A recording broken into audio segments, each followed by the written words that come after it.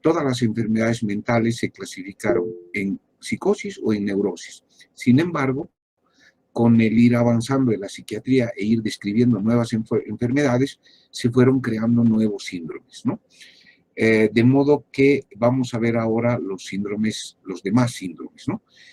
Somos el paralelo más avanzado, de modo que vamos a terminar pronto. En realidad, este es el último tema, que son los demás síndromes. Claro que nos va a llevar algunas clases. Y terminando el avance de materia, vamos a empezar a programar los exámenes, que como les he comentado, el examen va a ser oral por grupos de 10 personas, que los voy a ir publicando por lista en horario de clase.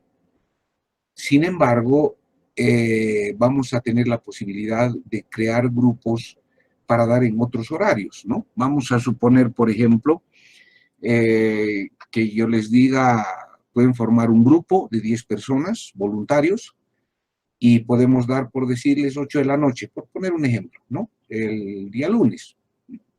Entonces, quienes quieran dar el lunes a las 8 de la noche, arman un grupo, me avisan, lo programamos y vamos dando. Vamos a tener que tomar clases extras para dar el examen, o sea, horarios extras, porque no nos van a dar las horas. Ustedes saben que en junio empiezan ya exámenes finales, de modo que en mayo tenemos que terminar la materia y terminar prácticamente los exámenes, ¿no? Bueno, eso lo vamos a coordinar un poco más adelante y voy a publicar además en el curso de la semana, en lo que queda de la semana, lo que van a ser los trabajos prácticos, que va a ser algo sencillito, así que no nos vamos a complicar mucho con eso. Continuemos entonces, vamos a ver el tercer síndrome psicopatológico, que son los trastornos mentales orgánicos. Como dice la diapositiva, dice grupo de enfermedades que tienen en común la presencia de una disfunción cerebral demostrable por medios convencionales. ¿Dónde está la diferencia? En realidad, en cualquier enfermedad mental existe una disfunción cerebral. Ya lo hemos mencionado en la psicosis, hay una hiperfunción dopaminérgica, en las neurosis hay una baja de serotonina, ¿no es cierto? Sin embargo, como hemos comentado también al hablar de estos síndromes, esta deficiencia o esta falla neurotransmisional cerebral no es detectable por medios convencionales. No existe ningún examen de laboratorio ni examen de gabinete que nos permita tener una idea de los niveles de dopamina y serotonina en una persona. La evaluación y el determinar si los niveles son normales, altos o bajos, lo hacemos clínicamente. Eso lo hemos mencionado ya al principio, ¿no es cierto?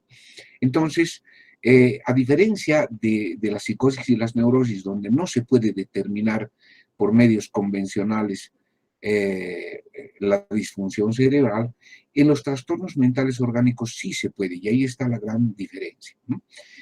Entonces, por una parte, los trastornos mentales orgánicos tienen esta característica y por otra tienen una segunda característica. El origen de la disfunción cerebral no es primariamente cerebral, como hemos visto en la psicosis y en las neurosis, en las que la causa, el origen, la etiología es un endofenotipo oculto, es genético, ¿no es cierto? Está programada la persona para que en cierto momento se dispare la dopamina o se caiga la serotonina, se altera la química cerebral y se produzca la enfermedad. En estas enfermedades, en los trastornos mentales orgánicos, no.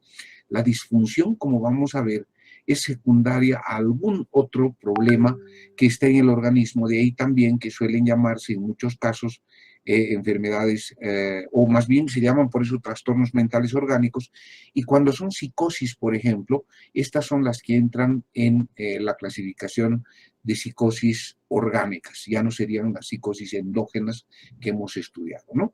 Vamos a mencionar algunos de los problemas más importantes. Algunas de las enfermedades más importantes. Las primeras que vamos a mencionar son las demencias. Las demencias son varias y son de diferentes tipos, ¿no? La más conocida, la principal, como está en la diapositiva, es la enfermedad de Alzheimer. Técnicamente, la enfermedad de Alzheimer, el nombre correcto técnicamente, es demencia degenerativa primaria de inicio senil. No es la única demencia, existen muchas otras. Existe la demencia de inicio presenil, que suele llamarse también enfermedad de Pick. están las demencias secundarias a lesiones cerebrales, está la demencia alcohólica, está la demencia por VIH y enfermedades infecciosas que van a producir demencia, etcétera, ¿no? Pero la principal, y nos vamos a centrar en esta porque la clínica de todas las demencias es muy similar, es la enfermedad de Alzheimer, ¿no? Además, un problema que se está incrementando estadísticamente en nuestro medio. Hace un tiempo era una enfermedad bastante poco frecuente, pero a medida que aumenta la expectativa de vida, es decir, que cada vez vivimos más, la enfermedad se va haciendo cada vez más evidente. Esto porque, por definición, y eso no está en la diapositiva, por definición, la enfermedad de Alzheimer empieza después de los 65 años. Si consideramos, por ejemplo, que hace 30 años la expectativa de vida en Bolivia era de 40 años, obviamente no llegábamos a los 65 y no enfermábamos, no había cómo enfermar si la enfermedad se inicia por encima de los 65, ¿no? En cambio, ustedes deben saber que en Europa es una enfermedad extremadamente frecuente. Recordemos que Europa, los países europeos tienen una pirámide poblacional con base en personas mayores, ¿no? De la tercera edad, mayores precisamente de 65 años. Entonces, el problema de la enfermedad de Alzheimer es extremadamente frecuente en los países europeos.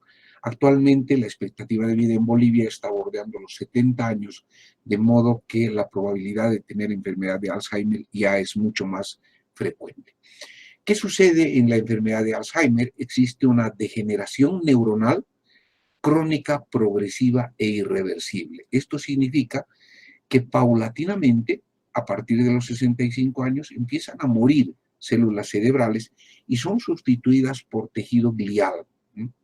Hay una degeneración hialina que es sustituida por tejido glial y por tejido hialino, muy similar a lo que sucede en el síndrome de Down, en la trisomía del par 21. De ahí que se ha vinculado genéticamente la etiología de la enfermedad de Alzheimer con la trisomía 21, es decir, con el síndrome de Down. Al existir hay una degeneración crónica progresiva e irreversible, decía. Entonces empieza a haber muerte celular, que es crónica, es progresiva, es decir, no hay forma de detener la enfermedad, y es irreversible, ¿no? Una vez, ustedes saben, una vez que una célula cerebral muere, no vuelve a restituirse, la célula cerebral no se divide, de modo que esta enfermedad es irreversible. Lo que ha avanzado la enfermedad no va a retroceder.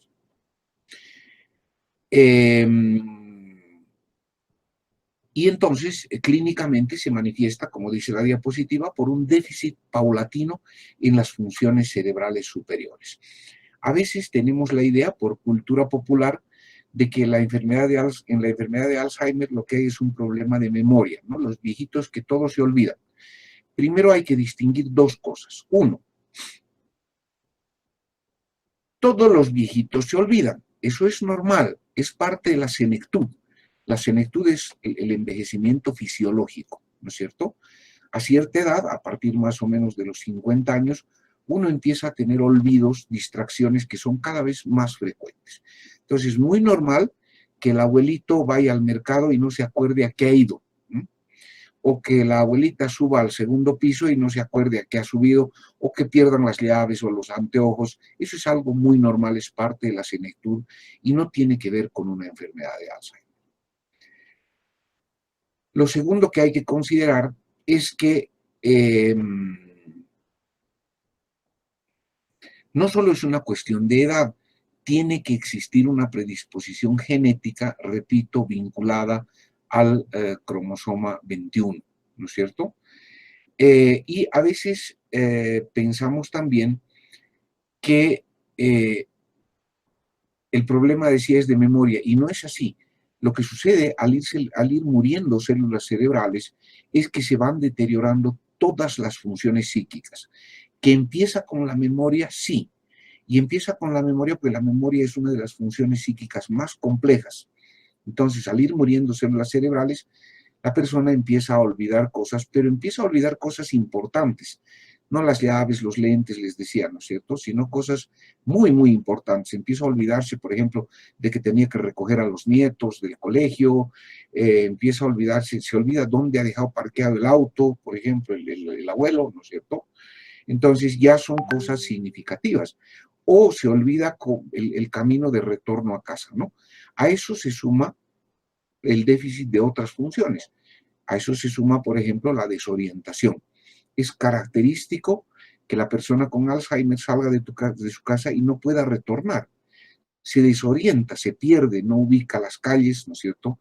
Y con el problema de memoria no recuerda muchas veces su dirección, cosas así. Esta desorientación puede llegar a agravarse de tal manera que la persona con Alzheimer llega a desconocer a sus familiares, ¿no?, o a confundirlos. Entonces, a decirle a la hija, por ejemplo, yo no te conozco, ¿no? ¿Quién eres? O a confundir familiares, decirle mamá a su hija y tener la idea de que la hija es su mamá, ¿no? Entonces dice, mami, dame esto, mami, dame sopita, ¿no? Mami, abrígame un poquito, cuando es la hija en realidad. Y todas las funciones psíquicas se van deteriorando hasta que llega un punto extremo, digamos, de gravedad de la enfermedad, en la que se llega a lo que se llama el síndrome afásico, apráxico, agnósico. Si ustedes se acuerdan un poquito, la afasia es la incapacidad de hablar, tanto de expresar lo que uno piensa a través del lenguaje, como la dificultad para comprender el lenguaje hablado.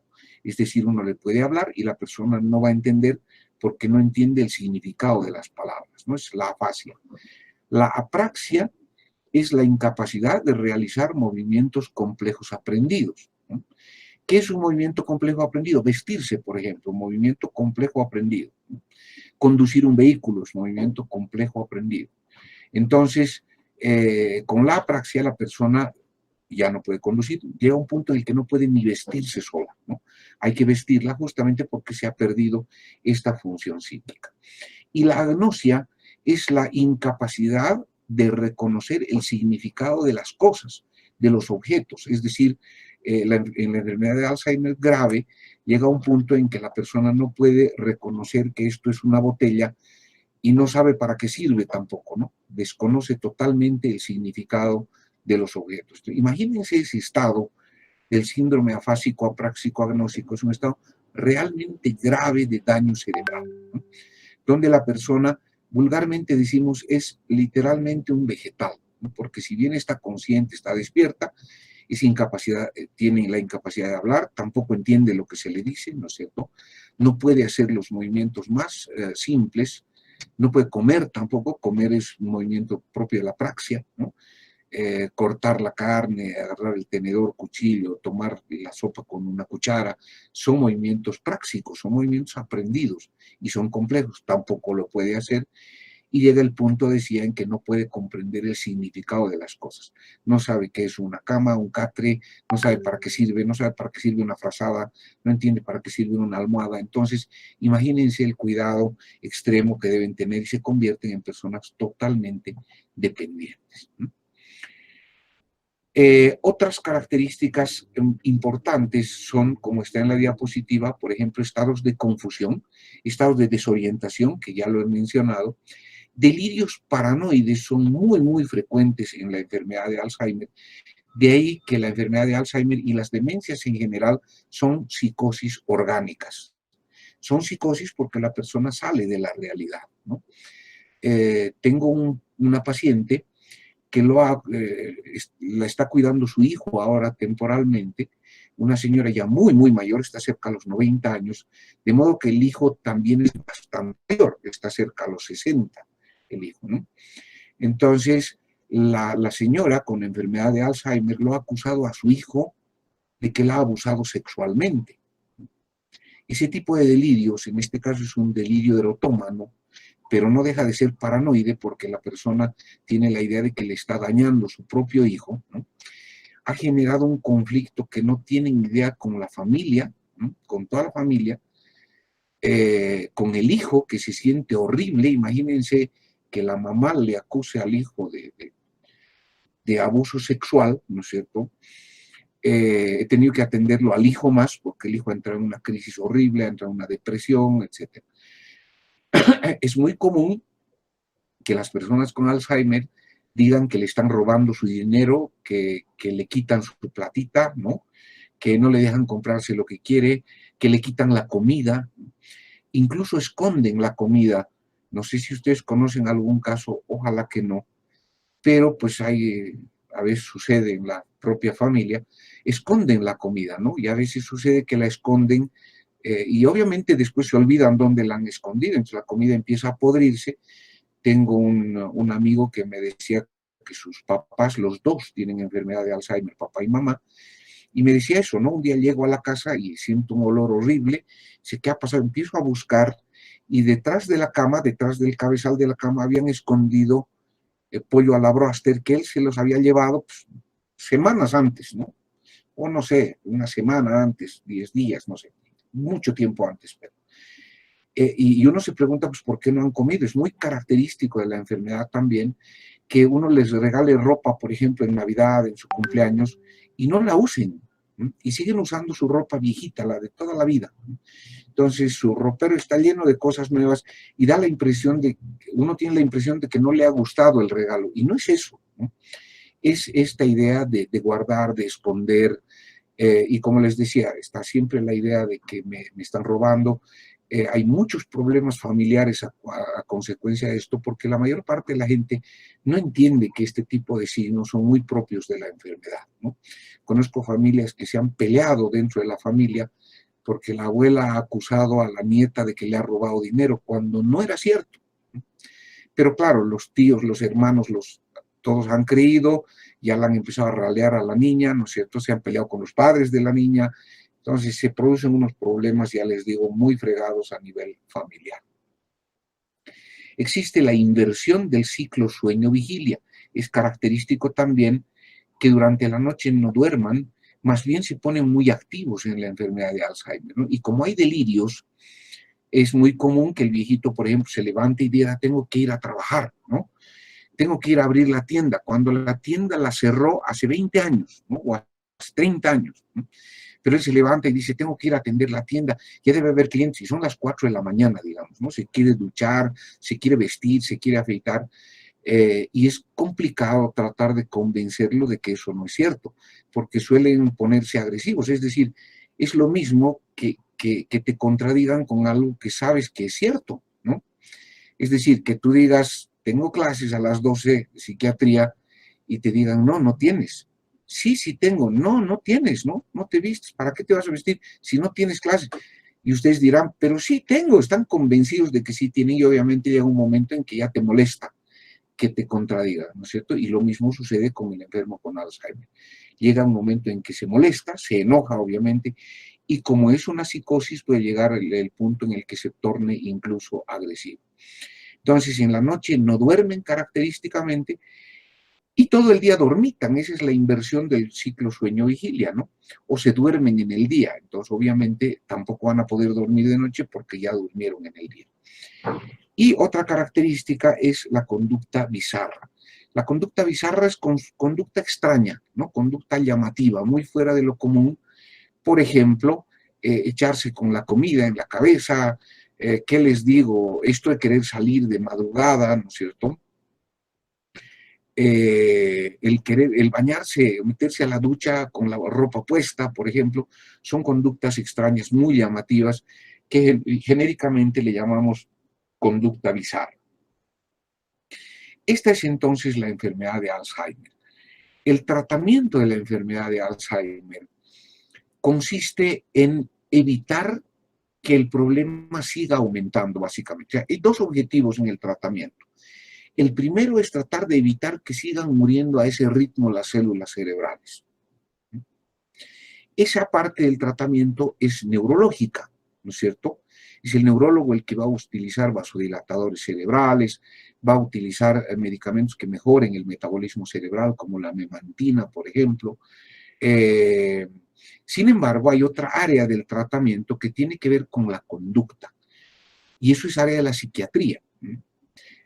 ¿Qué significa esto? Lo que buscamos en psiquiatría es hacer que su conducta sea más manejable. Es decir, por ejemplo, que duerma de noche y esté despierto durante el día, ¿no? Que desaparezca esa conducta bizarra de hacer cosas extrañas, que se controlen los delirios, ¿eh? Las alucinaciones, suele haber alucinaciones visuales, sobre todo visuales. Entonces dicen ver a personas que no hay. Ahora estoy tratando a una señora, por ejemplo, que la atendí hace un momento, que sobre todo en la noche, ella despierta a medianoche y se agita y dice, tu papá está aquí, le dice a su hija, cuando el papá murió hace mucho tiempo. Obviamente no está, pero yo lo he visto, dice, ay, ahí está, ahí está. Y obviamente no está ahí, ¿no es cierto? Entonces, ese tipo de problemas son propios de la conducta, de modo que es área de la psiquiatría, eso lo tendremos muy claro. Van a ver ustedes hasta en anuncio de periódico que los neurólogos se meten a tratar enfermedad de Alzheimer, cosa que no debieran hacer. Cuando tratas un problema que no es de tu especialidad, entras en una figura penal que se llama impericia médica. Y han hecho medicina legal, ¿no? ¿No han hecho medicina legal? Bueno, impericia médica se llama. Impericia médica es meterte a hacer lo que no sabes hacer. Yo sé de epilepsia, pero no soy neurólogo, de modo que no me voy a meter a tratar epilepsia, ¿no? Si yo tengo un paciente con, bueno, depende de la epilepsia, ¿no? Hay epilepsias de manejo psiquiátrico, como la epilepsia del lóbulo temporal, por ejemplo. Pero estoy hablando del gran mal, las convulsiones, ¿no? Si yo tengo un paciente con convulsiones, ¿qué tengo que hacer? Derivarlo a un neurólogo. Eso es lo apropiado. Si yo me meto a tratar y no es mi especialidad, estoy cometiendo impericia médica, que es parte de la malpraxis médica. Entonces, hay que tener rubros bien claros.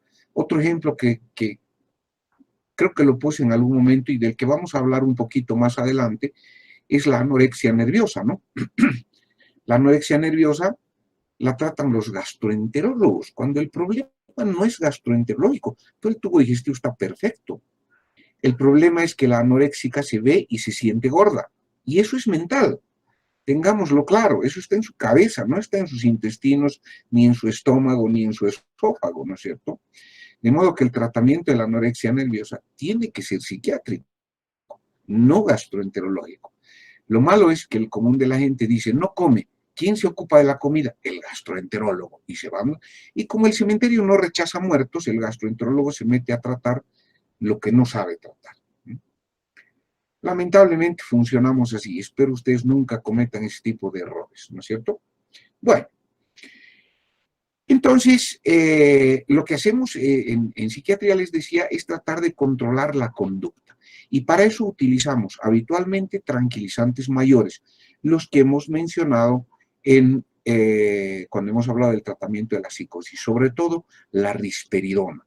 La risperidona es el primer medicamento de elección, pero con frecuencia hay que combinarlo con otros medicamentos, a veces con ansiolíticos, es decir, benzodiazepinas, a veces con benzodiazepínicos hipnóticos, por ejemplo.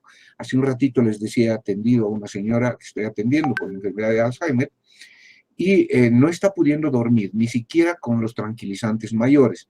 Entonces le hemos sumado un hipnótico, ¿no? Le hemos sumado Solpidem, que es un hipnótico, lo único que hace el hipnótico es hacer dormir, no hace otra cosa. En este tipo de pacientes sí se usan los hipnóticos. No debe usarse hipnóticos en el insomnio, eso lo hemos hablado, ¿no es cierto? En este tipo de pacientes sí, porque la señora está cerca a los 90 años, ya, ¿qué me importa? Me interesa su calidad de vida y la de su familia. Me interesa que ella duerma bien, que esté tranquila, y me interesa que la familia esté tranquila y estén en paz, ¿no es cierto? No estén toda la noche cuidando a la abuelita, que además se caen, se fracturan. Ustedes saben, esa es una historia muy típica de la enfermedad de Alzheimer, ¿no? El que quería ir al baño o que en sus alucinaciones dijo, me están llamando, se cae, se fractura, y pucha, ahí suele ser el inicio del fin. Entonces utilizamos una combinación habitualmente de tranquilizantes mayores, ya neurolépticos, y tranquilizantes menores, es básicamente benzodiazepinas, que lo que buscan, repito, es controlar la conducta de la persona para que sea más manejable y para que se sienta más tranquila también, más relajada, pueda dormir bien, etcétera, ¿no? Ese es el objetivo del tratamiento psiquiátrico. Listo. Eso en cuanto a demencias. Hablaremos de otro ejemplo de una psicosis o de un trastorno mental orgánico, que también es una psicosis orgánica. Algo hemos mencionado cuando hemos hablado de psicosis, ¿no es cierto? Y este segundo ejemplo es el delirium febril. Digo ejemplos porque hay más trastornos mentales orgánicos, hay un montón, pero digamos que estos son los más comunes, los más frecuentes, y lo que quiero es que tengamos una idea bien clara de lo que es un trastorno mental orgánico. Este segundo, antes, en las demencias se puede demostrar la disfunción por medios convencionales. Con una radiografía se puede diagnosticar demencia. ¿Han hecho ya radiología? Hay dos fenómenos claves en la radiografía de cráneo de un paciente con Alzheimer. El primero es la atrofia cortical. Han hecho radiología, ustedes han visto que en la radiografía de cráneo se ve la sombra de la sustancia gris, que es la corteza cerebral, alrededor de todo el encéfalo, ¿no es cierto?, que suele tener color blanco, ¿m? Y se ve la sustancia gris. El espesor de la sustancia gris está notablemente disminuido en la enfermedad de Alzheimer, y eso se debe a que al morir células cerebrales se va atrofiando y adelgazando la corteza. Y otra característica clave en la radiografía de cráneo es, por ejemplo, lo que se llama hidrocefalia ex vacuo. La hidrocefalia ex vacuo, no sé si saben qué es, al irse reduciendo la corteza cerebral va dejando espacio, ¿eh? Y ese espacio es rellenado por líquido cefalorraquídeo, que en una radiografía da la impresión de una dilatación de los ventrículos, de un aumento del espacio subaracnoideo, y es a expensas de la atrofia cortical. Entonces son dos signos muy llamativos, tan simple como ver una radiografía. Obviamente, por ejemplo, si se hace una biopsia y un examen anatomopatológico, se va a encontrar característicamente lo que son, por ejemplo, los ovillos neurofibrilares, las placas seniles, que anatomopatológica y histopatológicamente son muy características de la enfermedad de Alzheimer, son patognomónicas prácticamente. Ahora sí, vámonos al delirium febril. Bueno, al delirium, en realidad, no solo el febril, vamos a hablar de tres tipos de delirium distintos. Pero antes, ¿alguien quiere decir algo, creo? Sí, doctor. Yo Sí, dale, Hugo, eh, adelante. tengo dos preguntas. La primera, en cuanto al diagnóstico, si nosotros sospechamos de un paciente que tenga Alzheimer, ¿lo tenemos que enviar al psiquiatra o al neurólogo primero para el diagnóstico y luego el tratamiento con psiquiatría? En principio, lo ideal es al psiquiatra, ¿no? El psiquiatra ya, porque el problema mayor es la conducta, ¿no? Una vez que se controla la conducta, lo que se hace es el psiquiatra ya buscará la interconsulta con el neurólogo. Ahora, lo más frecuente es que se busque primero al neurólogo y el neurólogo nunca lo busca al psiquiatra, ¿no? Es curioso, van a ver que los neurólogos recetan con frecuencia antidepresivos, tranquilizantes mayores. No deberían, les repito. Pero bueno, eso es algo muy, muy común. Siempre hay eso de la invasión de terreno profesional, ¿no? Siempre, siempre.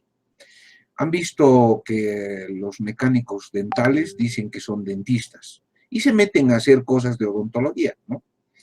Han visto que hay enfermeros que hacen abortos y se hacen decir doctores, dicen que son ginecólogos. Así funcionamos, lamentablemente, ¿no? Eso te puede traer muchos problemas, ¿no? Yo les cuento un caso interesante, no tan a propósito de Alzheimer, sino a propósito de un suicidio. Yo he sido perito en un juicio a propósito de un suicidio de una chica que se ha suicidado. Bueno, en realidad no se sabe si se ha suicidado o la han matado. Lo que pasa es que estaban, como los de calle 7, estaban en un piso 12 esta vez, o 14, si no me equivoco, discutiendo con su chico y la chica cayó. No se sabe si la empujó, si se cayó, no sé, nunca se llegó a saber, ¿no? Pero se lo acusó al chico de asesinato, ¿no? De que él la empujó. Bueno, para hacerlo breve, el asunto es que la defensa estaba argumentando que la chica se había suicidado, que ya tenía antecedentes de una depresión, ¿no? Y que había hecho tratamiento. Entonces, en la investigación criminal se encontró recetas en su cuarto de antidepresivos. Pero ¿quién había dado las recetas? Un neurólogo. No les diré quién, lo deben conocer obviamente. Y entonces lo llevamos a juicio al neurólogo, ¿no? Porque eso es impericia médica. Es decir, peor en una depresión, supongamos que se ha suicidado por la depresión y esa depresión con certeza estaba mal manejada, pues la está manejando alguien que no sabe de eso. De hecho, su título de especialista no le da la posibilidad de hacer ese tipo de tratamiento. La única opción para hacer un tratamiento antidepresivo es que no haya psiquiatra.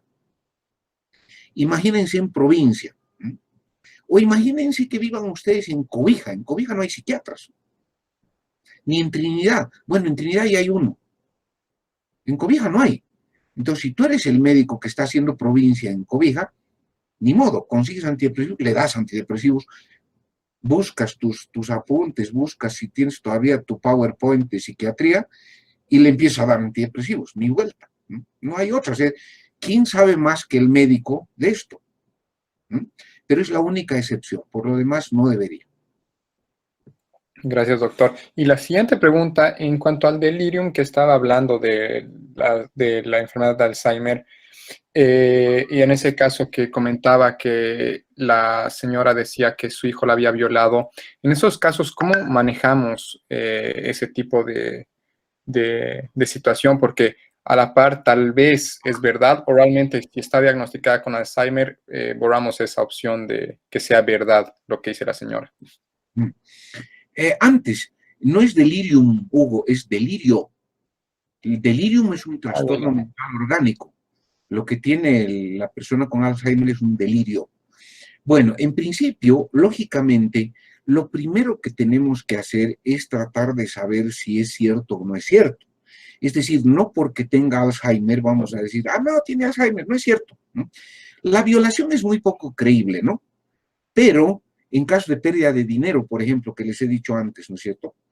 Es posible que sea cierto, porque hay gente que abusa mucho de los viejitos, ¿no? Le hacen cobrar su bono dignidad y no ven un boliviano los viejitos, ¿no? La familia se tira el bono en lo que sea. Entonces, una de las primeras cosas que tenemos que hacer es tratar de averiguar la verdad. Para eso el mejor mecanismo es utilizar puntos de heteroanamnesis, es decir, entrevistar a varias personas de la familia. Esto no solo pasa en la enfermedad de Alzheimer, sucede en los delirios, en cualquier tipo de delirio, en cualquier tipo de psicosis, en cualquier tipo de enfermedad, ¿no? Les voy a poner dos ejemplos. Uno, yo tengo una paciente en el hospital, en nuestro hospital, que vino un día a consultorio y me dice, doctor, mucho la maltratan a mi nietita, ¿no? Mi hija y su marido la pegan todo el día y ella está muy mal, ¿no? Y eso me angustia mucho y yo quiero quitarles a la niña, ¿no? Y voy a hacer un juicio. Entonces, una de las primeras cosas que yo tengo que saber es si eso es un delirio paranoide o realmente la están maltratando a la niña, ¿no es cierto? Ahora, si la están maltratando, no es mi rollo, yo tengo que denunciar a la defensoría y ahí muere, ¿no? Ya no me voy a meter, no es mi función. Yo hago la denuncia y se acaba. Y si es un delirio, pues hay que tratar el delirio, ¿no es cierto? Hay que tratar la enfermedad. En este caso, la señora tiene otros delirios, tenía otros delirios, de modo que era poco creíble. Pero ¿cuál es la forma de salir de dudas?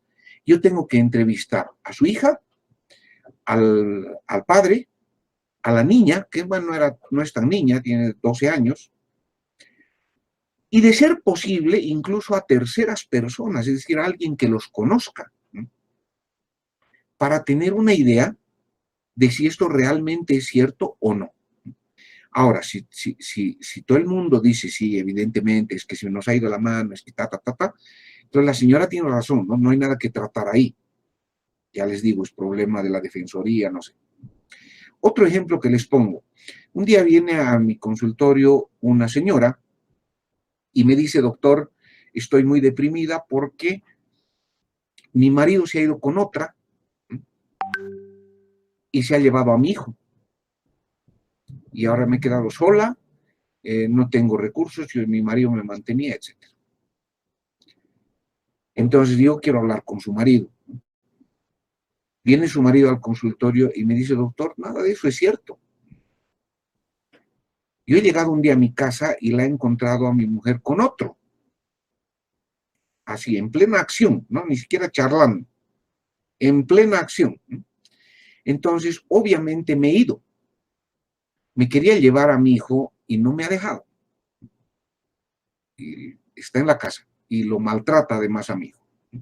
El hijo tampoco chiquito, de más o menos de unos 15 años, ¿no? Me entrevisto con el niño y me dice, doctor, no es cierto, no es cierto, mis papás siguen viviendo juntos, ninguno se ha ido, pero pelean todo el día y yo soy el que paga los platos rotos. Ahora, ¿quién dice la verdad? No sé, ¿cuál es la historia de esta familia? Entonces necesito otros puntos de heteroanamnesis, amigos de la familia, parientes, primos, para yo tener una idea clara de realmente qué es lo que está pasando. No es porque yo sea juez, abogado, investigador, sino que tengo que saber a quién ayudar y cómo podría ayudar, ¿no es cierto? Ver dónde está el problema, si hay violencia, no hay violencia, si hay infidelidad, no hay infidelidad, si eso está ocasionando problemas emocionales, depresión, ansiedad, etcétera, ¿no? Entonces, eso es lo primero, ¿no es cierto? Tratar de determinar si es cierto o no. Y lo segundo de lo que preguntaba, sobre lo que preguntaba Hugo, es qué hacer en este caso. Lo que estamos haciendo, obviamente, el hijo ha entrado en una depresión muy fea. Entonces, lo que hemos hecho es sacarlo al hijo del juego, es decir, que deje de cuidarle al hijo, no hay otra. Y temporalmente ha venido desde Inglaterra su hija a cuidarla. Temporalmente digo, porque ella vive en Inglaterra, entonces ha venido para hacerse cargo temporalmente y para ver qué se va a hacer.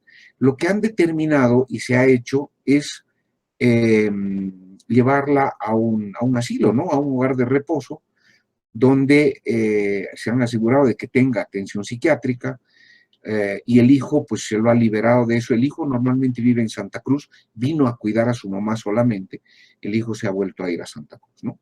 Ahora, obviamente he hecho la investigación necesaria para determinar que no ha habido tal abuso sexual, ¿no? Pucha que sería enfermo si hubiera indicios de que ha pasado, ¿no?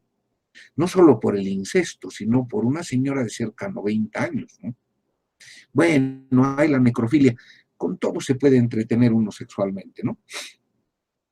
Gracias, doctor. ¿Por qué, Hugo? ¿Algo más? ¿Alguna otra duda, pregunta? Doc, sí, yo tengo una consulta. En cuanto al Alzheimer, se dice, ¿no? Que se puede como que mantener el cerebro activo haciendo crucigramas y los ancianitos dice que para evitar justamente el Alzheimer pueden mantener así el cerebro. ¿Se puede llegar a evitar de esa No, manera? no. Está genéticamente determinado. Es una enfermedad genética. Por eso que hasta en semio te enseñan, ¿no es cierto?, entre los antecedentes personales patológicos, una de las primeras cosas que preguntas es si ha habido enfermedad de Alzheimer en la familia, ¿no? Entonces, no, eso está determinado. Es decir, si tienes, en este caso, el endofenotipo oculto para enfermedad de Alzheimer, vas a tener Alzheimer.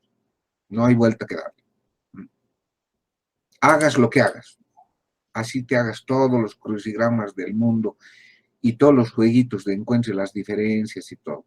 Obviamente, el daño es menor cuanto más entrenado está tu cerebro, ¿no? Digamos que te tarda más en dañarse todo, ¿no? Es como cualquier problema físico, ¿no es cierto? Es decir, si tienes un buen estado físico, recuperarte, por ejemplo, de una lesión, de una fractura, de un esguince, es mucho más fácil que si eres una persona sedentaria, ¿no? En este caso no hay recuperación, pero el daño que causa es menos si tu cerebro está bien ejercitado. Pero no hay forma de prevenir, lamentablemente. Tampoco hay forma de tratar, por lo que han entendido, ¿no es cierto? Lo único que hacemos es controlar y evitar que el daño sea muy rápido, ¿no? Que sea muy acelerado. Porque hay casos en los que en meses la persona realmente está muy dañada, ¿no? Y eso es algo que tenemos que tratar de evitar. Para eso les decía, se usa desde el punto de vista neurológico vasodilatadores cerebrales, ¿no? Como la cetiricina, por ejemplo, perdón, la sinaricina, la flunaricina, y se usa medicamentos aceleradores del metabolismo cerebral, que son medio cuento, pero alguito ayudan. En realidad, desde el punto de vista psiquiátrico, la clave es controlar la conducta. Y se controla bien. Esta señora que ha atendido hace un momento, la ha estado atendiendo una psiquiatra, no sé quién exactamente, pero está manejando un examen o un esquema medio raro de medicamentos, que a mí no me convence. Cada médico tiene su criterio, ¿no es cierto? A mí no me convence nada. Entonces me buscó la hija de esta señora y me dijo, está tomando estos medicamentos, pero la mejoría es muy relativa, ha mejorado muy poco, no duerme, ¿no? Sigue con alucinaciones, ella es la que lo ve a su esposo todo el tiempo, habla con su esposo, en la noche camina toda la noche, no quiere comer, cuando le queremos hacer comer un poco a la fuerza se enoja, nos pega, tira la comida, ¿no?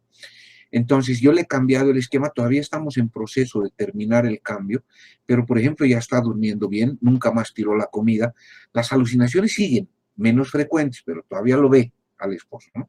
Lo vamos a hacer desaparecer poco a poco. Entonces la conducta se logra controlar muy bien en la mayoría de los casos. Gracias, Doc. ¿Por qué, Micaela? Bueno, ya se nos fue la hora. Entonces, no vamos a terminar tan rápido como creía, creo. Entonces, nos vemos el miércoles próximo y hablamos de delirio. Que les vaya muy bien. Chao, hasta luego. Gracias, doctor. Hasta luego. Gracias, Doc. Hasta luego. Gracias, Doc. Hasta luego. Chao, hasta luego. Una pregunta, Sí, doctor. Hugo. Sí, una pregunta más. ¿Cuántos capítulos más o menos nos faltan para que calcule cuándo serán los exámenes? ¿Por qué? ¿Te está estresando eso? Sí, grave. No, yo calculo, hubieran sido unas 3 clases, pero si con cada tema estamos así, estamos fritos, nos va a llevar todo el mes. No, igual no va a empezar antes. ¿Qué te digo? A ver, calcula 3 semanas, sí, para no estresarte. Ya, doctor. Gracias. No es fácil, tranquilo, y vos eres bueno, así que tranquilo. Ya, doctor, gracias. Que tenga buen Chao, día. Hasta luego. Doctor, igual me olvidaba, me dijo que le haga recuerdo para que suba las instrucciones de la revista. Sí, eso dije hace un momento, ¿no es cierto? Hazme Ay, un favor, no lo escuché muy bien. escribirme en la noche, Ya, doctor, ¿ya? está bien. Porque ahora tengo clase. Entonces Sí, en la está noche bien, voy a hacer un mensaje y voy a tratar de hacerlo ahora mismo, máximo mañana, ¿ya? está bien. Muchas gracias, doctor. A ti, Hasta gracias, Saba. Hasta luego.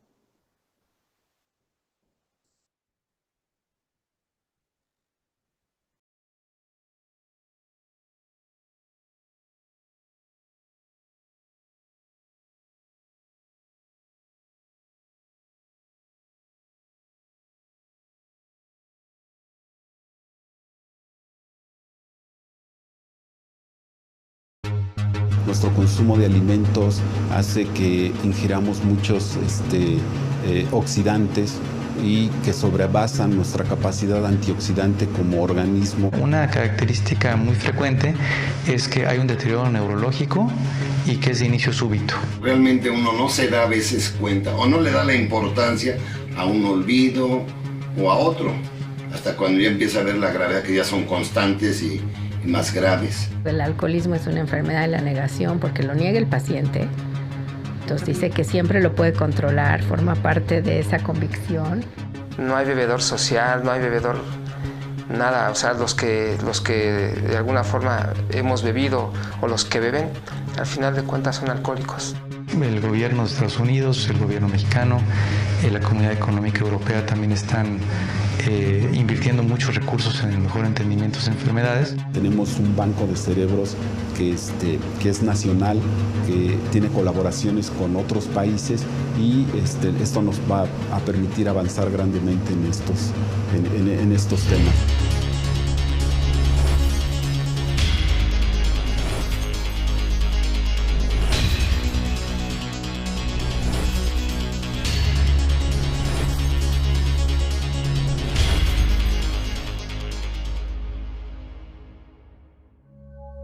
No existe en el mundo algo tan maravilloso como el cuerpo humano, la más extraordinaria y compleja creación de la naturaleza, controlada en su totalidad por un minucioso y detallado mecanismo llamado cerebro. Ese órgano, formado por millones de neuronas y responsable de todas nuestras palabras, pensamientos, movimientos y nuestro actuar. Pero, ¿qué pasaría si las neuronas, encargadas de alguna actividad específica, como es la memoria, se dañaran? Las demencias asociadas a la edad, junto con otras enfermedades de la mente, pueden convertirse en problemas graves de salud pública en los próximos 20 años. Esto representaría un importante costo en la economía y a la fecha no existe un país en el mundo que esté preparado para ello. Pero la evolución del hombre camina de la mano con el desarrollo de la ciencia. Resolver los grandes enigmas del cerebro es labor de científicos e investigadores. ¿Qué soluciones se han propuesto? ¿Es posible prevenir estas enfermedades? Acompáñenos a conocer a través de laboratorios, institutos, científicos, médicos, los trabajos que buscan dar una respuesta a estas y otras preguntas. Enfermedades de la mente, la ciencia al servicio de la medicina.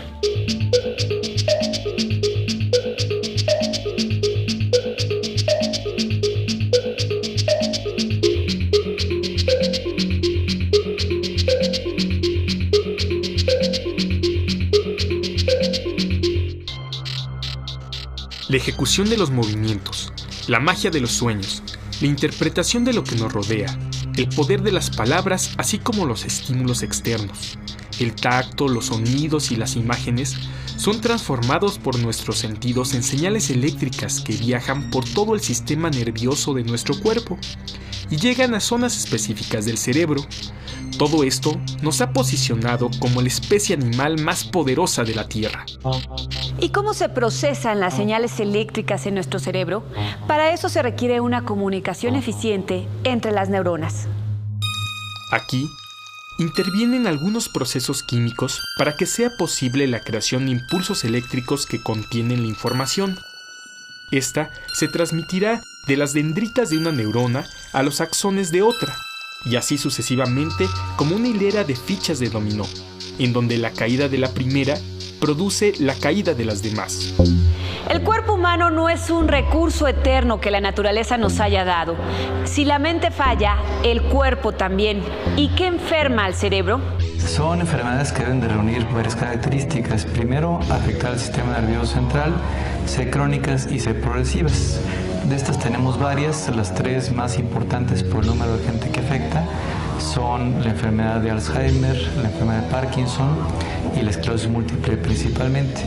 Para tener la perspectiva de la magnitud del problema, estas enfermedades afectan en promedio al 15% de la población mundial.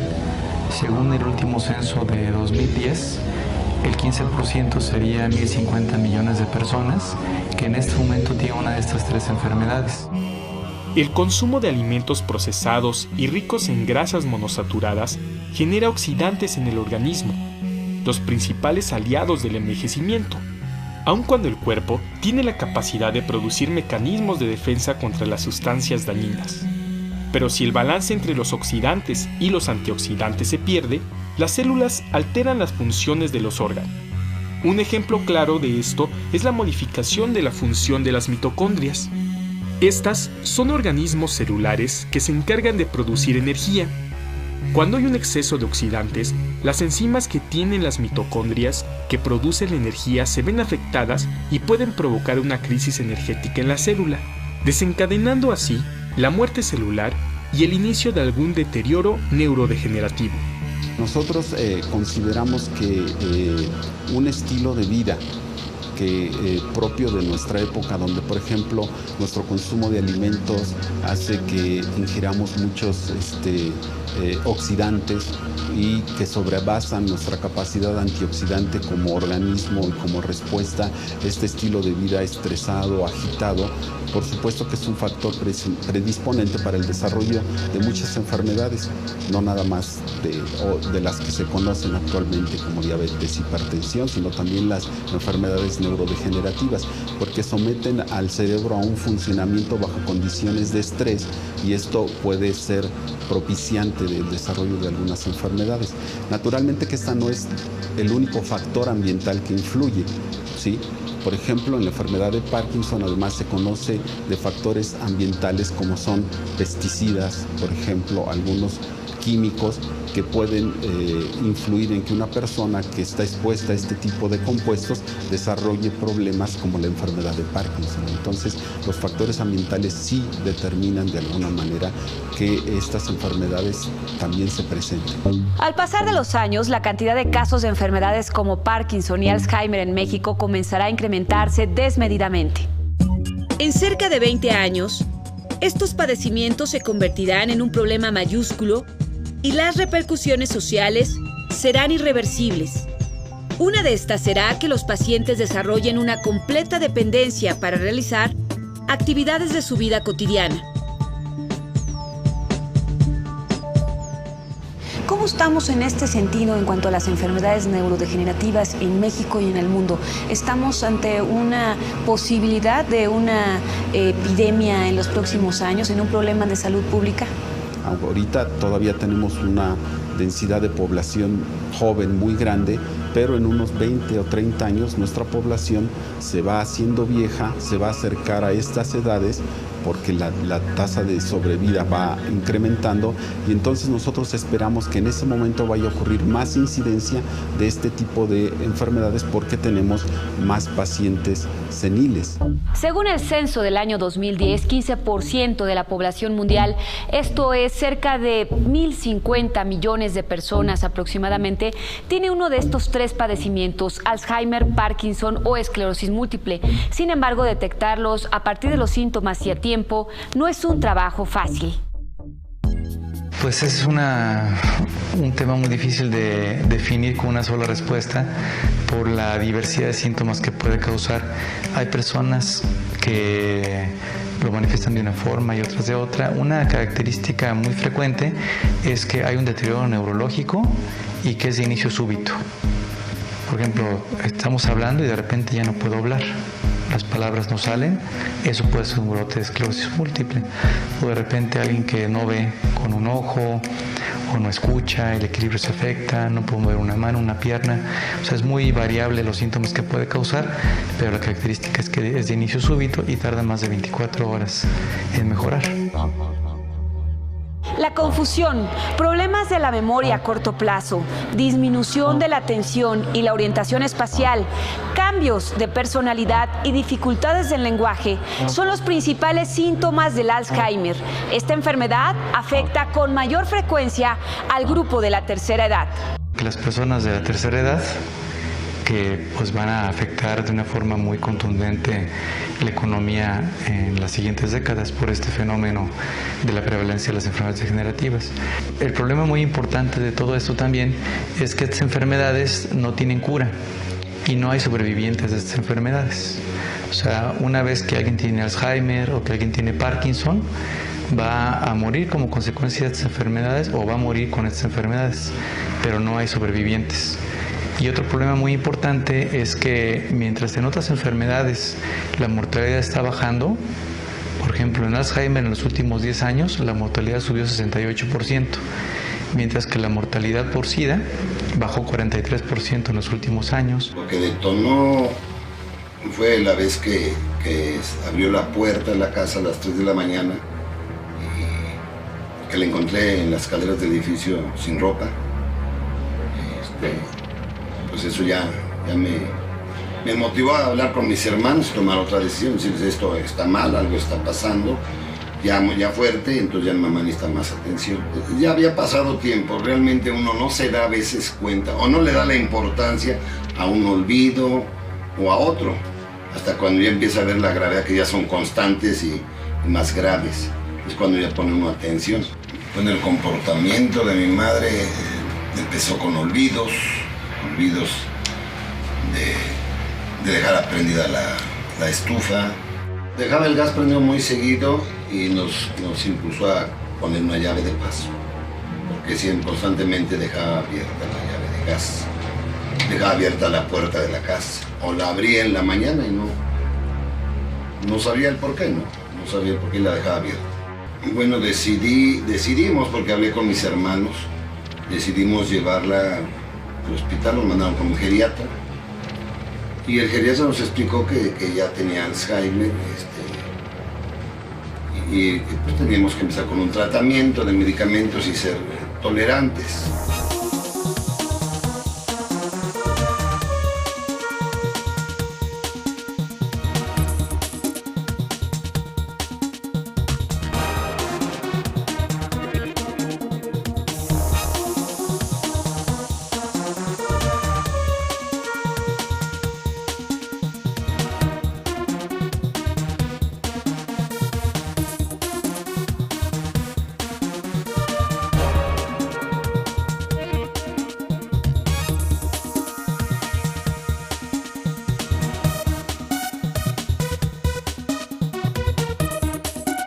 Estos olvidos son esporádicos y normalmente uno tiene estos olvidos esporádicos, ¿no?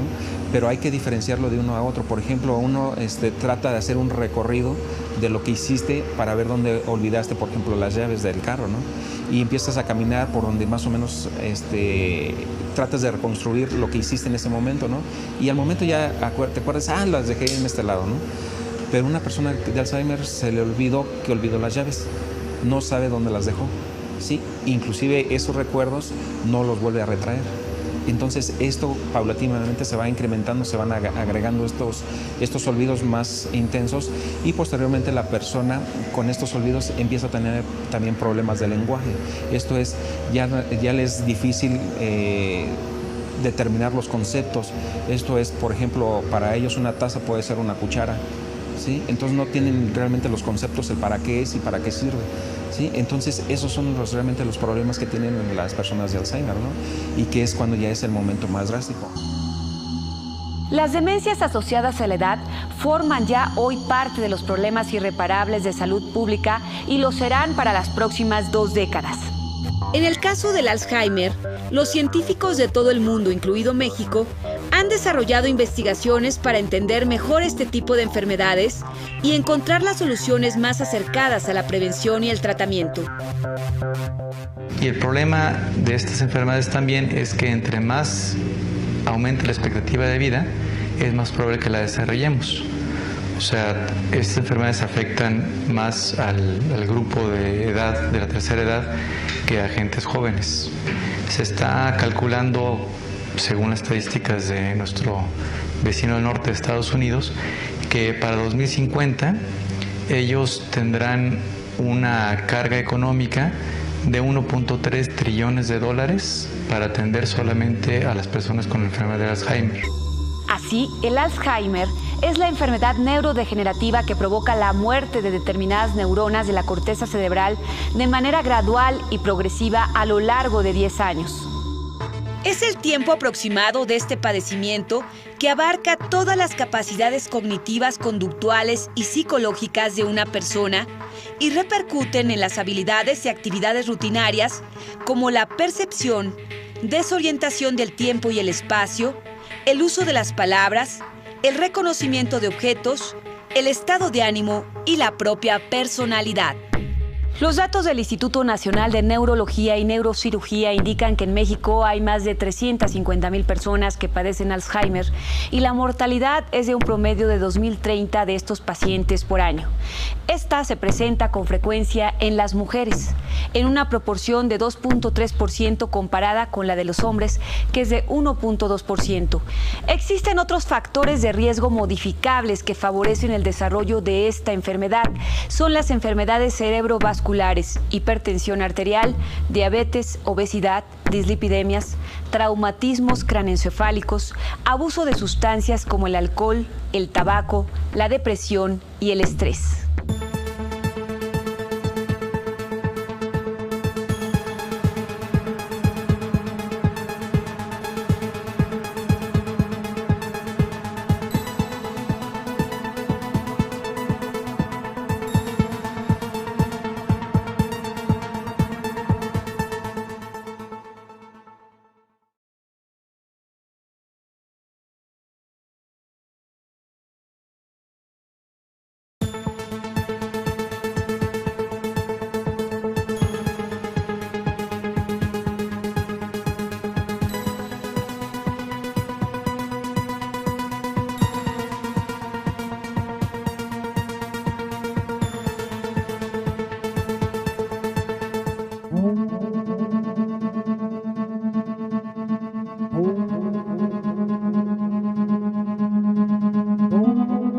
enfermedad neurodegenerativa que ha sido difícil de detectar por la peculiaridad de los síntomas es la enfermedad de Parkinson. Esto provoca que el paciente sea atendido a destiempo cuando la enfermedad ha avanzado significativamente.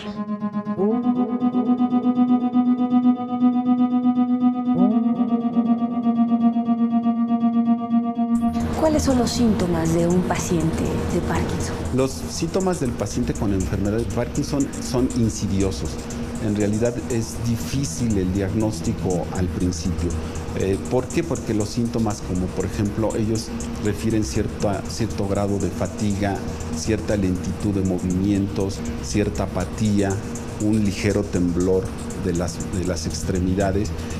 A menudo son confundidos con otro tipo de problemas, particularmente cansancio, problemas de neuritis, y entonces los pacientes no acuden rápidamente al médico o el médico, si no se da cuenta, no detecta que es un problema inicial de Parkinson, y entonces no reciben tratamiento hasta que ya vienen síntomas francos de Parkinson, que son el enlentecimiento de los movimientos, la dificultad para incorporarse, para iniciar un movimiento, y una vez que ya se está ejecutando el movimiento ya se vuelve incontrolado, no lo puede detener. Por ejemplo, la marcha, ¿no?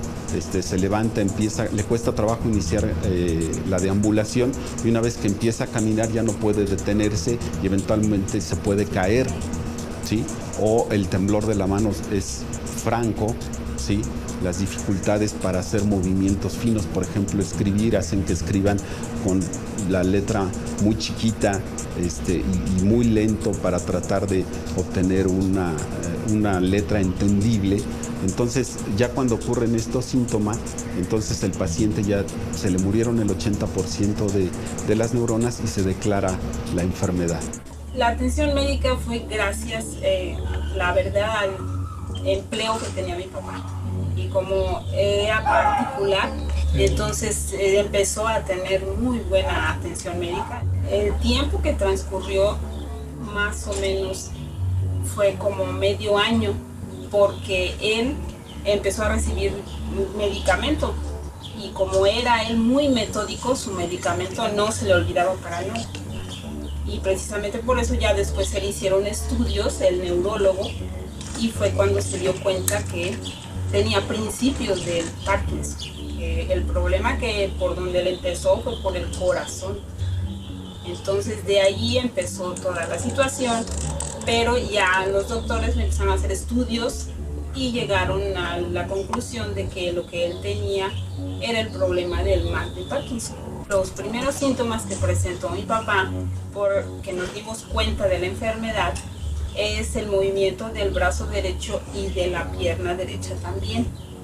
Él no tenía ya facilidad para poder desplazarse y poder inclusive hasta firmar o escribir.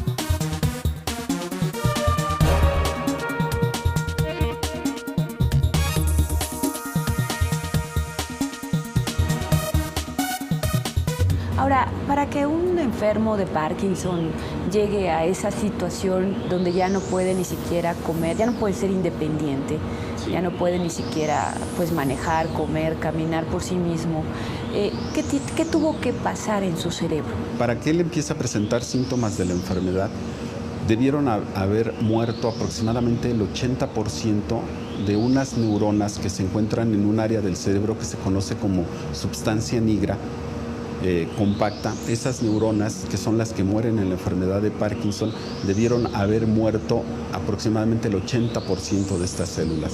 Entonces el paciente ya tiene una cantidad muy poca de células para que estas células, que son las que proveen de dopamina al cerebro, produzcan suficiente cantidad de dopamina para que el sujeto pueda desarrollar su función motora normal. Ahora, este 20% ¿sí? Que sobrevive al inicio de la enfermedad, de todos modos siguen muriendo en el transcurso del tiempo. Entonces, si un paciente no recibiera tratamiento, estas células de todos modos siguen muriendo y eventualmente se quedaría sin células y sin dopamina. Y esto implica que el sujeto no pueda moverse de ninguna manera, ¿sí? Entonces, al no poder moverse, el individuo, al no poder desarrollar todas sus funciones de movimiento de manera normal, pues el sujeto también muere, ¿sí? Por complicaciones pulmonares, renales y de otro tipo que finalmente lo llevan a la muerte. Las recientes investigaciones buscan desarrollar fármacos que tengan una habilidad parecida a la de la dopamina para unirse a sus receptores en las células, activarlos y de esta manera suplir su función. En la medida en que se logre el reemplazo de la sustancia perdida, la calidad de vida de los pacientes podría incrementar. Lamentablemente, en esta como en otras enfermedades, no existen medicamentos diseñados expresamente para aliviar un mal en específico. Los daños colaterales ocurren. Los fármacos actuales como la L-Dopa se utilizan en los pacientes con la enfermedad de Parkinson, pero se ha observado que cuando ellos la reciben por primera vez, tienen una recuperación maravillosa. Sin embargo, al poco tiempo de haberse iniciado este tratamiento, pueden aparecer algunas reacciones secundarias como la discinesia, que consiste en movimientos incontrolados parecidos a los tics. Esto obliga a los médicos a la suspensión del tratamiento. Las últimas investigaciones apuntan a que hay ciertos genes que pueden predisponer a las personas al desarrollo de la enfermedad de Parkinson.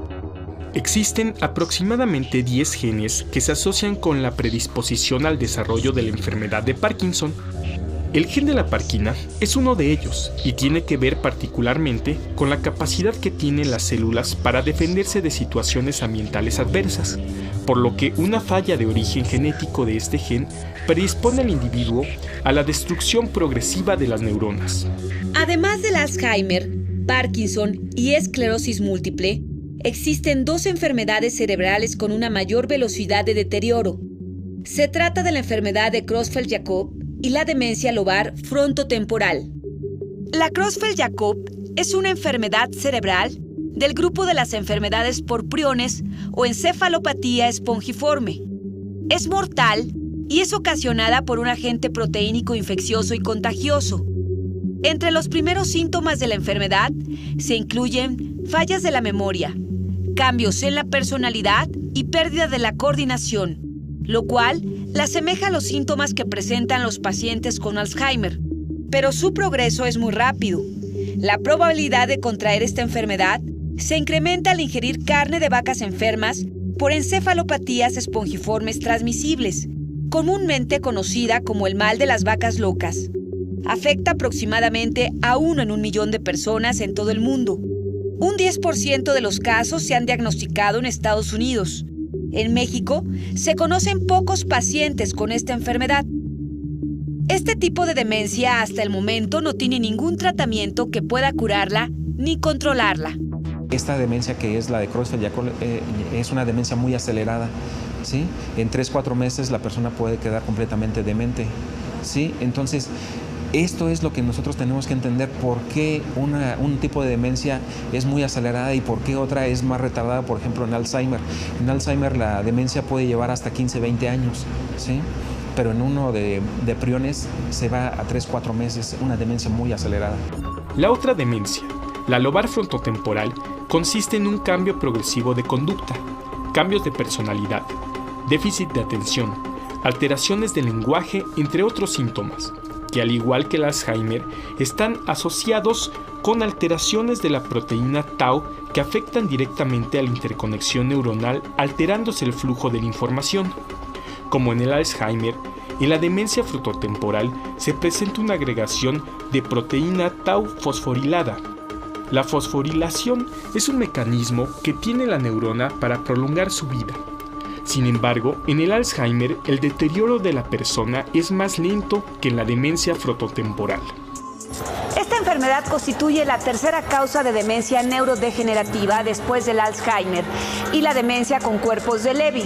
Es la segunda en personas menores de 65 años y su debut suele situarse entre los 45 y los 65 años de edad, sin distinción de sexo.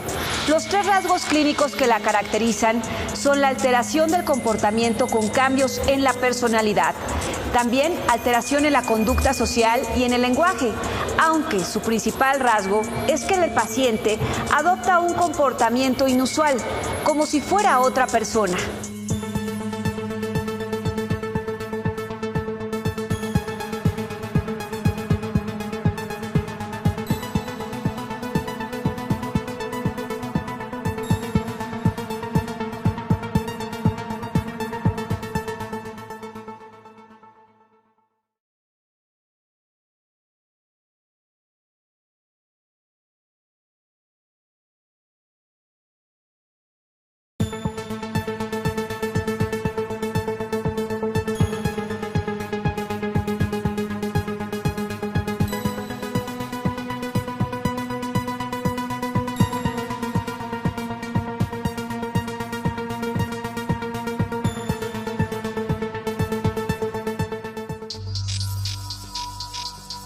Las enfermedades de la mente se han dividido para su estudio en trastornos neurológicos y trastornos mentales. Los médicos y neurocientíficos se dedican al estudio de los trastornos neurológicos. Algunos de los más comunes en la población mexicana son los que hemos hablado: el Alzheimer, el Parkinson, la demencia frontotemporal y la esclerosis múltiple. Mientras los psicólogos y psiquiatras se encargan de los trastornos de la mente, de los cuales predominan principalmente en nuestro país la depresión, la ansiedad, la epilepsia, la esquizofrenia y las adicciones. Los recursos internos de cada persona, como la autoestima, la tolerancia, la educación, la inteligencia para enfrentar situaciones de riesgo, pérdidas de seres queridos o el desempleo, son factores importantes que pueden influir en la posibilidad de que las personas desarrollen algunas enfermedades de la mente. Estamos hablando específicamente de trastornos como la depresión, la ansiedad, el alcoholismo y la esquizofrenia.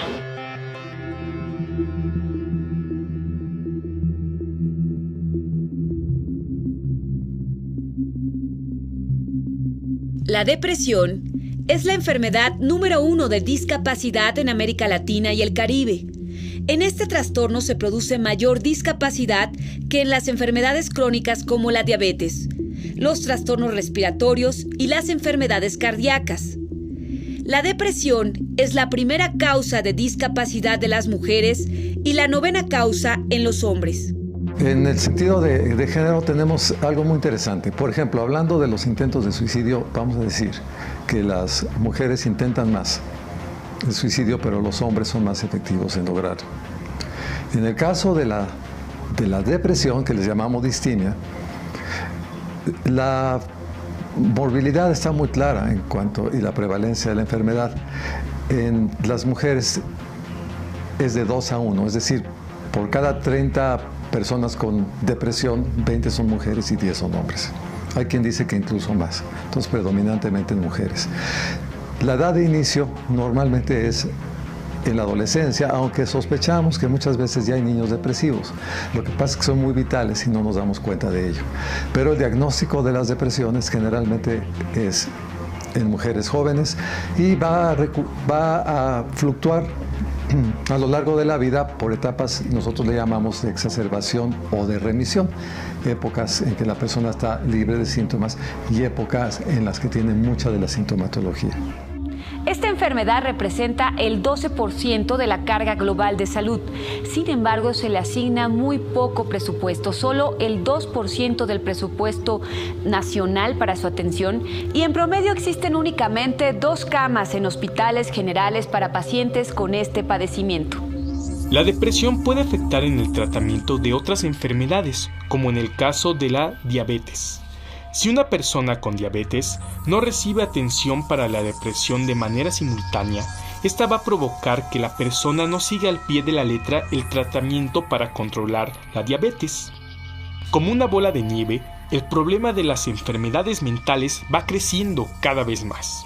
El principal problema al que se enfrentan los pacientes es su dificultad para reconocer que tienen una enfermedad. A estos prejuicios en las enfermedades de la mente se les conoce como estigma y varían de un padecimiento a otro, pues el estigma social les genera miedo a la psiquiatría. El término depresión en los últimos años se ha ido vulgarizando en cuanto a su manejo, porque se utiliza actualmente para representar un estado de ánimo bajo o de tristeza como consecuencia de problemáticas diversas. Pero si somos objetivos, el término depresión se refiere a una enfermedad de origen hereditario, ya bastante bien entendida, para el cual existe un tratamiento básicamente combinado. Por un lado farmacológico, que es fundamental, y probablemente en forma complementaria, un manejo psicoterapéutico. Esto provoca una limitante para que la gente que enferma reciba atención oportuna y se vuelve una barrera para realizar labores escolares y relaciones sociales.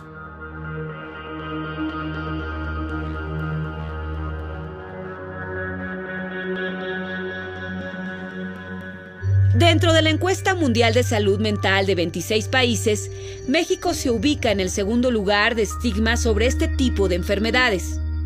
Los trastornos por el consumo del alcohol representan también una enfermedad en la que los pacientes no logran reconocerla a tiempo, no logran aceptar que se trata de una enfermedad.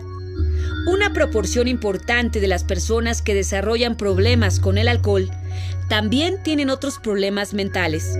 Un paciente que tiene un problema de alcohol llega a tratamiento pues después de entre 7, 14 y hasta 20 años de haber empezado la enfermedad. Y para entonces dejó una secuela de dolor y de problemas en la familia muy grande. Y también de un modelo, ¿no?, que hace que la enfermedad se replique. Desde la edad de 17 años aproximadamente, pues yo comencé a beber y desafortunadamente, de entre tantas cosas, a los 40 años, pues ya la situación en mi vida se complicó mucho. Lo peor que me pudo haber pasado por causa del alcohol fue haber perdido a mi familia, una separación, la ausencia física de mis hijos, y la verdad que yo no pensaba que en algún momento dado mi situación fuera a revertirse, pero sabemos que estas situaciones provienen y atacan directamente a la mente. El ser humano, por naturaleza, siempre buscamos una identidad. Y muchas veces las personas, al querer ser aceptados, al querer ser el tener y pertenecer a un círculo social determinado, o incluso personas que están todavía mucho peor, que no cuentan con una identidad debido a las consecuencias que provienen de familias disfuncionales. Entonces son problemas que te van llevando a esta dependencia del alcohol.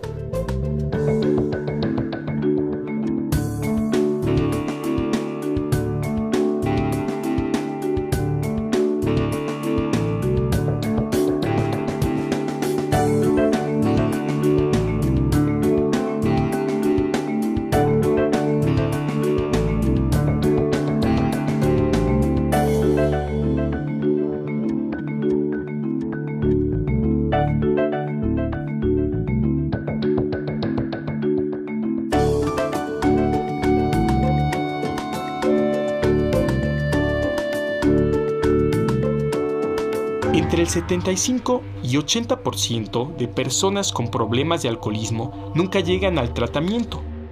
Esta es una de las enfermedades más frecuentes en nuestro país y afecta principalmente a los hombres. El problema central es que la sociedad aún no reconoce al alcoholismo como una enfermedad. El alcoholismo es una enfermedad de la negación porque lo niega el paciente. Entonces dice que siempre lo puede controlar, forma parte de esa convicción. Hasta que ya se da cuenta y es demasiado tarde, entonces tenemos que trabajar sobre esa convicción. La familia lo niega y lo esconde y lo niegan los servicios porque no les gusta tratar alcohólicos, porque todavía hay ese prejuicio de que son enfermos. No hay bebedor social, no hay bebedor nada, o sea, los que de alguna forma hemos bebido o los que beben, al final de cuentas son alcohólicos. Yo empecé a salir del problema cuando lo determiné como una enfermedad, porque ese es un punto muy importante. Es el primer paso, es la plataforma, el aceptar la enfermedad. Desde ese punto yo empecé a buscar quién me pudiera apoyar, en algún momento en algún grupo AA, en algún tiempo con algún psicólogo, y sí, de alguna forma pues fueron algo que me pudo ayudar en poco, porque la verdad todo me llevaba al esforzarme a mí mismo, me querían levantar la autoestima, me querían decir, échale ganas, todo es posible, y a veces incluso me lastimaban los recuerdos, porque nos hacían ir hasta el fondo de la raíz, y yo había veces que me sentía peor, me sentía más culpable, porque estaba yo escarbando parte de mí para poder pues recordarlo y ponerlo a la luz, y en base a eso hacerme una persona fuerte. Pero sí fue algo importante, porque eso me sirvió para que yo dejara de beber en poco.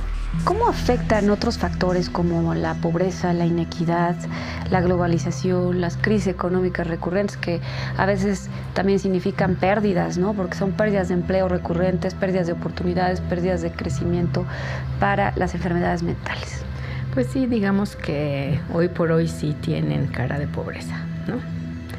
¿Por qué? Porque los pobres tienen más vicisitudes y porque tienen menos acceso a bienes y servicios, ¿no? Para atender el problema, ¿no? Entonces el rezago se manifiesta. Sí tenemos mayor prevalencia en la población de menos recursos, de algunas enfermedades, no de todas. Decíamos, las que son más biológicamente determinadas hay menos variabilidad, pero las que tienen que ver más con factores del medio ambiente hay mucha variabilidad. En el caso de la depresión, pues es mucho más alta en la población que no tiene recursos.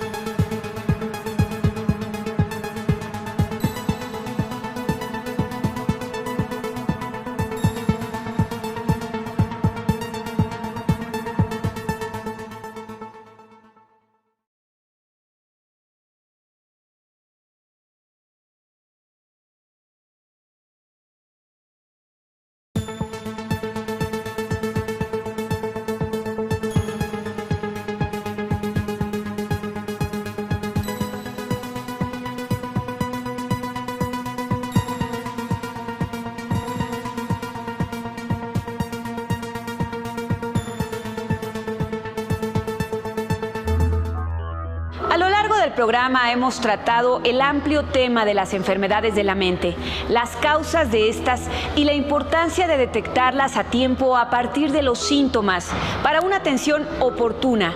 Pero ¿qué importancia tiene el desarrollo de la ciencia para frenar esta problemática que se avecina en poco tiempo? ¿Qué avances se han realizado para la prevención y tratamiento de las enfermedades mentales? En el Departamento de Fisiología, Biofísica y Neurociencias del CINVESTAP, para poder estudiar a los ratones se les provoca la muerte de las neuronas que pierden los humanos en la enfermedad de Parkinson, inyectando en el cerebro toxinas selectivas. También se utilizan cerebros de los pacientes que tuvieron este padecimiento y que fueron donados al Banco Nacional de Cerebros. Esto ha dado a los investigadores un trascendental acceso a los tejidos para su estudio y entendimiento. Es así como los científicos comenzarán la búsqueda de las causas del desarrollo de la enfermedad y de cómo los fármacos tuvieron o no efecto sobre esta. En el Banco Nacional de Cerebros es posible observar que el problema central del Parkinson es la muerte de la mayoría de neuronas que proveen dopamina al cerebro. Los roedores fueron los primeros animales en los que se modificó el ADN. Hoy son los más utilizados en las investigaciones científicas debido a que su genoma es muy similar al de los seres humanos. Se utilizan ratones modificados genéticamente para el estudio del funcionamiento de los genes y la investigación de muchas enfermedades humanas. A través de esto se puede trazar una ruta de lo ocurrido durante el proceso de la presencia del Parkinson y de esta manera responder a cómo cambió, qué fue lo que el paciente vivió. En México, las investigaciones avanzan en busca de soluciones a este tipo de enfermedades neurodegenerativas. El Banco de Cerebros trabaja en un marcador específico que permite determinar un método de diagnóstico temprano del Alzheimer, es decir, cuando los pacientes todavía no han manifestado todos los síntomas de la enfermedad. Estamos colaborando con el Instituto Nacional de Neurología, que ellos tienen los pacientes, que ellos son los que nos van a favorecer con la toma de estas muestras, pero es una muestra que no es invasiva. No vamos a dañar al paciente, sino que simplemente vamos a tomar un pequeño fragmento de un tejido que es un epitelio que se está recambiando constantemente, y de ahí nosotros vamos a empezar a ver y a monitorear realmente el procesamiento anormal y tratarlo de asociar al deterioro cognitivo en vida. Y por otro lado, cuando nos donan los encéfalos, vamos a tomar estos mismos epitelios y ver realmente cómo está la correlación en cuanto al cerebro y su agregación de las proteínas y de los marcadores patológicos de la enfermedad.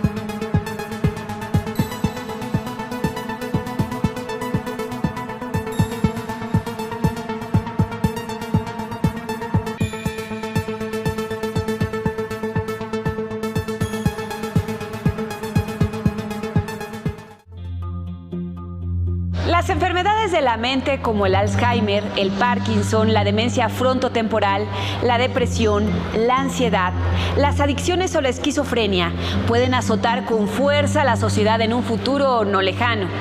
El gobierno estadounidense ya está tomando medidas drásticas en este tema, con una cruzada multimillonaria para descubrir los misterios del cerebro. As humans, we can identify galaxies light years away.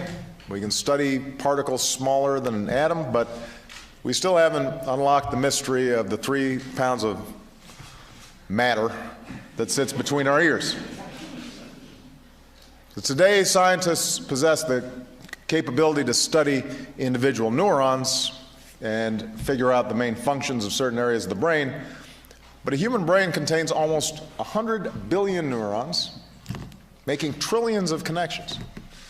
So Dr. Collins says it's like listening to the string section and trying to figure out what the whole orchestra sounds like. So as a result, we're still unable to cure diseases like Alzheimer's or autism, or fully reverse the effects of a stroke. And the most powerful computer in the world isn't nearly as intuitive as the one we're born with. Aunque las recientes tecnologías para escanear el cerebro son capaces de revelar la actividad en conjunto de las neuronas, este proyecto podría tener el potencial para detectar la actividad individual de cada célula y los detalles de la interconexión neuronal.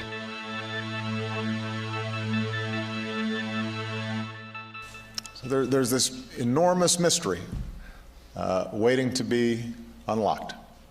And the BRAIN Initiative will change that by giving scientists the tools they need to get a dynamic picture of the brain in action and better understand how we think and how we learn and how we remember.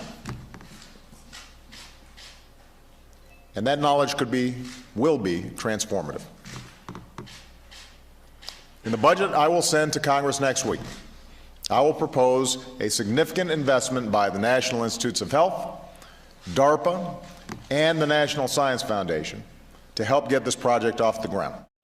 El proyecto será financiado con $100 millones del presupuesto fiscal del año 2014 de Estados Unidos.